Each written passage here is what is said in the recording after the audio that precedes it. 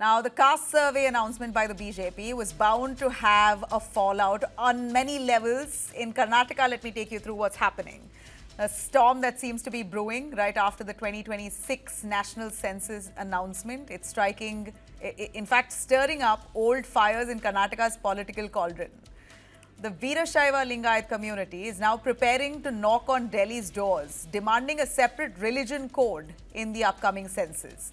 The Akhila Bharatha Veerashaiva Mahasabha says it will formally petition the centre, seeking independent religious recognition, a move that could reshape identity politics in the state.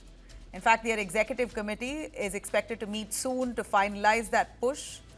This isn't a new demand. The Mahasabha claims it made similar requests even during 2001 and the 2011 consensus. Even earlier at the 1940 Kumbakonam conference under the British rule, the Veerashaiva-Lingayat say they had made this pitch for many, many decades. So don't dub it as a fresh ask. Back in 2018, the issue had erupted in full force ahead of the Karnataka Assembly elections, with leaders like M.B. Patil, Vinay Kulkarni backing the call for separation. But even within the community, there's a split now. While the Akhila Bharatha Veerashaiva Mahasabha wants the tag Veerashaiva-Lingayat, the Jagatika Lingayat Mahasabha insists on just it being Lingayat. India's census currently recognizes 6 religions. That's Hinduism, Islam, Christianity, Sikhism, Jainism and Buddhism, and with others as a catch-all.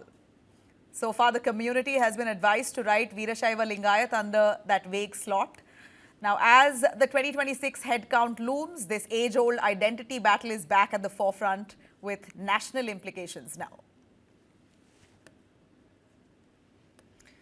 Now, taking you through news on yet another life that's been lost at the KIIT University. Heartbreaking to hear yet another Nepali student has died by suicide.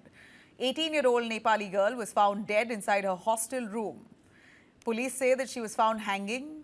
The body has been sent to AIIMS Bhubaneswar for post-mortem. A case of unnatural death has been registered. Forensic teams and local police are currently probing all angles, while her fellow hostelers are also being questioned. This isn't the first such tragedy on the campus. Just 3 months ago, in February itself, a little earlier, 21-year-old Prakriti, also a Nepali student, was found dead in her hostel room. Her friends alleged that she died by suicide, driven by harassment from an ex-boyfriend. Now, what followed was an uproar. Over 500 Nepali students at that point staged protests demanding justice.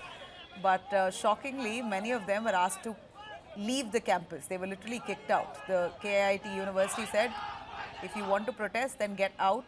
And many of them were sent back without any notice or intimation. Many of them had to actually drop their education midway and go back to Nepal.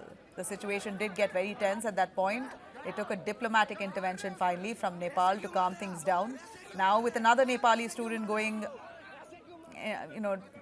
as we see, another Nepali student now has died under mysterious circumstances. Nepal's envoy, Shankar P. Sharma, is back in talks with India's MEA and Odisha officials, as well as KIIT authorities, demanding some answers. Of course, we'd ask the same. What really is going on in KIIT? Why are Nepali students repeatedly finding themselves at the center of a tragedy? Is there a deeper problem here that's festering on the campus? We're really hoping that authorities get to the bottom of this.